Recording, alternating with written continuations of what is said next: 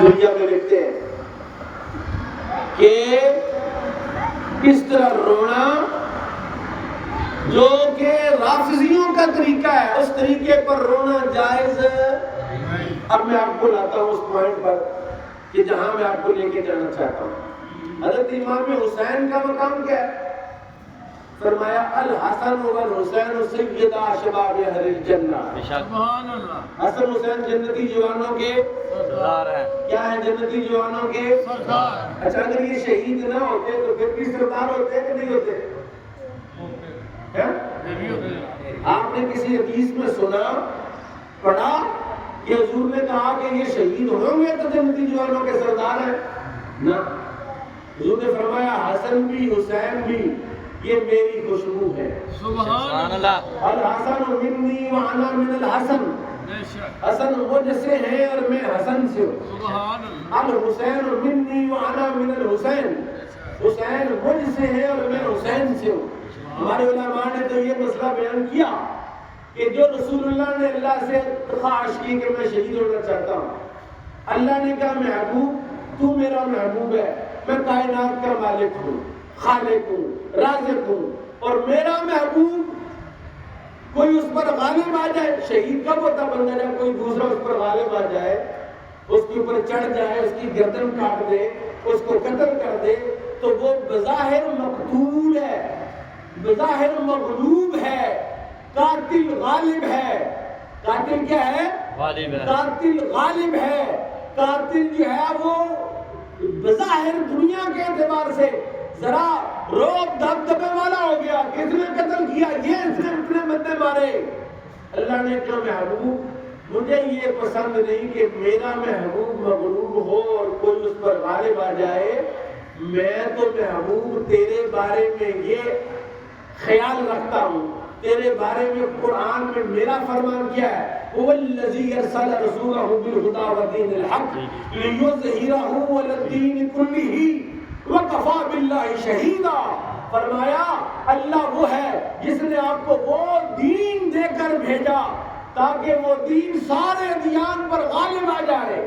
دین مصطفیٰ سارے ادیان پر غالب آ رہا ہے اور غالب آ چکا ہے اور غالب آ کر رہے گا، اور جس کا دین اللہ غالب کرنا چاہتا ہے اس کی ذات کو غالب کیوں نہیں کرے گا؟ سبحان اللہ۔ اس لیے اللہ چاہتا ہے کہ اگر میرا محبوب شہید ہو گیا نا تو کوئی اس پر غالب آ جائے گا، یہ مغلوب ہو جائے گا۔ اور خواہش بھی ہے محبوب کی کہ میں شہید ہونا چاہتا ہوں، لَوَدِدتُّ أَنْ أُقْتَلَ فِي سَبِيلِ اللَّهِ۔ ابھی حضرت عائشہ صدیقہ کی سیرت میں نے کہی، حضرت عائشہ صدیقہ نے کہا کہ میں نے دیکھا ہے کہ آپ کا رب آپ کی خواہش کے پورا کرنے میں بہت جلدی کرتا ہے۔ ادھر آپ مانگتے اللہ دے دیتا ہے، ادھر آپ طلب کرتے اللہ دے دیتا ہے، ادھر آپ خواہش کرتے اللہ آپ کو عطا کر دیتا ہے۔ آپ چاہتے ہیں قبلہ بدل جائے، اللہ نماز میں قبلہ بدل دیتا ہے۔ آپ چاہتے ہیں آپ کے غلام جو 313 ہے وہ 950 پر غالب آ جائے، اللہ فرشتے بھیج کر ان کو تتر بتر کروا دیتا ہے اور آپ کے 313 غلاموں کو ان پر غالب کر دیتا ہے۔ سبحان اللہ۔ تو آپ مغلوب ہوں، میں یہ بات مجھے پسند ہے۔ اب آپ نے کیا کہا؟ الحسن والحسین منی وانا منہما، حسن حسین مجھ سے ہیں اور میں حسن حسین سے۔ کیا مطلب ہے؟ سبحان اللہ۔ کہ میں حسن ہوں، حسن محمد ہے۔ سبحان اللہ۔ الحسن منی وانا میرا، حسن میرے جسم کا حصہ ہے، حسن میرے خون کا حصہ ہے، حسن میری شان کا حصہ ہے، حسن میری عزت کا حصہ ہے، حسن میرے فیضان کا حصہ ہے۔ تو جو شان حسن کی وہ میری، جو شان حسین کی وہ میری۔ لہذا اللہ نے کہا محبوب آپ کے دونوں بیٹوں کو، آپ کے دونوں نواسوں کو آپ کا یہ منصب ہے، یہ میں ان کو دوں گا۔ اب شہید ہونا، شہادت کی 2 قسمیں آپ جانتے ہیں، علماء کو سنتے ہیں آپ، ایک ہے شہادت صغریٰ، ایک ہے شہادت کبریٰ۔ شہادت صغریٰ کیا ہے؟ کوئی بندہ منافقت کے ساتھ کسی کو قتل کر دے، جی چھپ چھپا کے وار کرے، وہ دور سے اندھیرے میں فائر کرے، بندہ مر جائے، مرد کا بچہ تو سامنے آئے، پیچھے سے وار کیوں کرتا ہے؟ منافقت کیوں کرتا ہے؟ یہ ہے شہادت صغریٰ کہ حضرت امام حسن کو زہر دیا گیا. امام حسن کو کیا دیا؟ زہر دیا. زہر دیا. زہر بڑا ظالم تھا. حضرت امام حسن کا پیٹ جو ہے وہ جاری ہو گیا, پخانے شروع ہو گئے, الٹیاں آنا شروع ہو گئی. امام حسن کو پوچھا گیا جناب کیا حکم ہے؟ فرمایا کوئی دوائی دارو نہیں, مجھے اٹھاؤ اور رسول اللہ کی قبر کے پاس لے جاؤ. امام حسن کو اٹھایا, قبر مصطفیٰ پر لے کر گئے. امام حسن نے حضور کی قبر سے ایک چٹکی, بالکل چند ذرات مٹی کے لے کر منہ میں رکھے, زہر کا اثر ختم ہو گیا. قبر مصطفیٰ کی مٹی کی یہ شان ہے کہ وہ شفا دیتی ہے. دوسری مرتبہ زہر دیا ظالموں نے, پھر رسول اللہ کی قبر مبارک سے شفا ملی. اب انہوں نے کہا ایسا زہر دو کہ یہ قبر تک پہنچ ہی نہ سکے. جی قبر تک نہ پہنچ سکے. چنانچہ انہوں نے زہر دیا. اتنا شدید زہر تھا کہ آنتڑیاں کٹ کٹ کے خارج ہو گئے. اور امام حسن جو ہے وہ جان خودی کی عالم میں ہے. امام حسین پوچھ رہے ہیں بھائی جان بتاؤ آپ کو کس نے زہر دیا؟ اور میں کیا کرو گے؟ عرض کیا کہ اس کی گردن اڑا دوں گا. آپ نے فرمایا جس کے بارے میں میرا گمان ہے کہ اس نے دیا ہے, اگر خدا نخواستہ اس نے نہ دیا ہو تو آپ نہ حق کسی کو قتل کر دیں گے. لہذا مجھے نہیں پتا کہ مجھے زہر کس نے دیا ہے.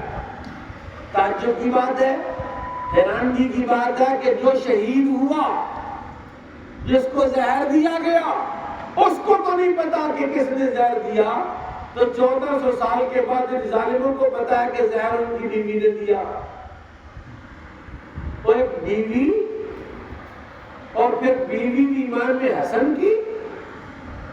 تمہیں پتا ہے امام حسن کون ہے؟ امام حسن وہ ہے جنہوں نے 99 شادیاں کی, 99 نکاح کیے. پوچھا گیا کہ آپ اتنی شادیاں کرتے ہیں, نکاح کرتے ہیں, پھر طلاق دے دیتے ہیں, پھر کسی اور سے نکاح کرتے ہیں, پھر طلاق دے دیتے ہیں, پھر کسی اور سے نکاح کرتے ہیں, پھر طلاق دے دیتے ہیں, اتنے نکاح کرنے کا سبب کیا ہے؟ کہا میرے نانا نے کہا تھا کلو حسب ونسب ینقضی یوم القیامت الا حسبی ونسب. قیامت میں ہر رشتہ, ہر نسب بے مقصد ہو جائے گا. کوئی نسب کسی کو فائدہ نہیں دے گا, کوئی رشتہ کسی کو نفع نہیں دے گا, مگر میرا رشتہ اور میرا نسب فائدہ دے گا. فرمایا میں زیادہ خاندانوں کا رشتہ خاندان مصطفیٰ سے جوڑنا چاہتا ہوں تاکہ زیادہ لوگوں کا قیامت میں فائدہ ہو جائے. اور جس بیوی نے, جس عورت نے امام حسن سے نکاح کیا اور انہوں نے اس کو طلاق دی, تاریخ ہوا ہے, اور آپ پڑھ کے دیکھ لیجئے کسی ایک عورت نے بھی دوسرا نکاح نہیں کیا. وہ ساری زندگی امام حسن کے ساتھ منسوب رہنے کو پسند کرتی ہے کہ یہ حسن مصطفیٰ کی, حسن مجتبیٰ کی یہ متعلقہ ہے. تو جو ان کی بیوی ہے, آپ کہتے ہیں یزید نے اس کو لالچ دیا کہ میں تیرے ساتھ نکاح کر لوں گا, تو حسن کو زہر دے دے. یا مروان نے کہا کہ جس کو زہر دے میں تیرے ساتھ نکاح کروں گا. حاشا و کلا, امام حسن نے اس بات کی تردید کی. اپنے چھوٹے بھائی امام حسین کو کہا کہ خبردار کسی کو قتل نہ کرنا, کیونکہ میں نہیں جانتا کہ مجھے زہر کس نے دیا ہے. ہاں جس نے دیا ہے اللہ خود ہی سے پوچھ لے گا. یہ ہے شہادت صغریٰ, اور شہادت صغریٰ کا منصب امام حسن کو اللہ نے عطا فرمایا. رسول پاک جب خیبر میں فتح خیبر ہوا, فتح خیبر کے موقع پر ایک یہودن عورت نے, یہودی عورت نے رسول اللہ کی دعوت کی. اور نبی کا یہ منصب ہے, اس کو کوئی عیسائی دعوت دے, کوئی یہودی دعوت دے, کوئی کافر دعوت دے, نبی کی ذمہ داری ہے دعوت قبول کرنا. وہ دعوت کا انکار نہیں کر سکتا.